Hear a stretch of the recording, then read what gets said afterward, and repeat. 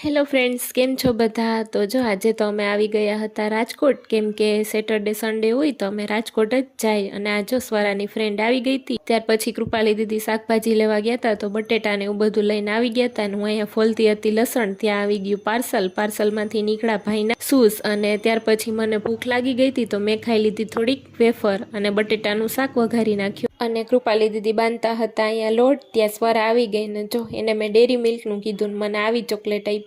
અને જો આ ફ્રીજમાં રોજ જઈને ચોકલેટ ભેગી કરે. ત્યાર પછી અહીંયા આંબળા છે ને, કોને કોને ભાવે છે ને બધાય કોમેન્ટ કરી દેજો. મને તો આંબળા બહુ ભાવે. ત્યાર પછી આજે તો આપણે 3 કલરનો સંભારો બનાવ્યો, રેડ, યલો ને ગ્રીન. અને ત્યાર પછી મેં ફટાફટી બનાવી નાખી રોટલી બનાવીને પછી સંભારો ને શાક ને રોટલી ને બધું બની ગયું હતું. અને જમીને જો અમે ચક્કર મારવા નીકળી ગયા. સ્વરા એના ચાચુને કે ચાચુ મારે ઘૂમવા જ જવું છે. ફ્રેન્ડ્સ છે ને હિન્દી બોલે, ગુજરાતી બોલે ને ઇંગ્લિશ બોલે, 3 ભાષા બોલે. ને આ જો એ છે ને ફરવામાંથી થાકે જ નહીં, આ બાજુ લઈ જાઓ ને ઓલી બાજુ લઈ જાઓ ને એનું ચાલુ જ.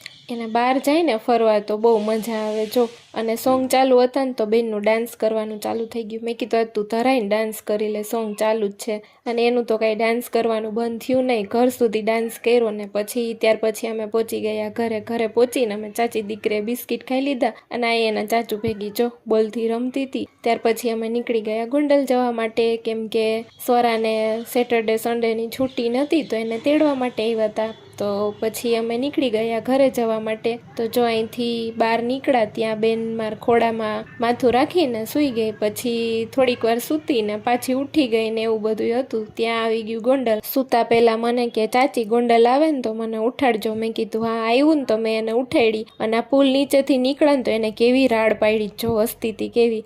ત્યાં પહોંચી ગયા અમે કોલેજ ચોક પાસે. ને એને જો બપોરે ગોંડલ આવવાનું હતું ને તો સરખું જમી નહોતી તો એને ભૂખ લાગી ગઈ હતી. તો ચાચુ ભેગી જઈને ભૂંગળા બટેટા લઈ આવી. અને ઘરે પહોંચીને રાતે જમવામાં બનાવવાનું હતું જીંજરાનું શાક. તો મારા ભેગી જીંજરા ફોલવા બેસી ગઈ. બેઠા ને ત્યારે કેવું અજવાળું હતું ને અત્યારે જો અંધાર. એક બાજુ ખીચડી વઘારી નાખી ને બીજી બાજુ જીંજરાનું શાક પણ વઘારી નાખ્યું. ને મમ્મી પપ્પા માટે સેવ ડુંગળીનું શાક બનાવી નાખ્યું. ત્યાર પછી લોટ બાંધીને રોટલી કરી નાખી. ને વિડીયો ગમ્યો હોય તો લાઈક, શેર ને સબસ્ક્રાઈબ કરવાનું ભૂલતા નહીં.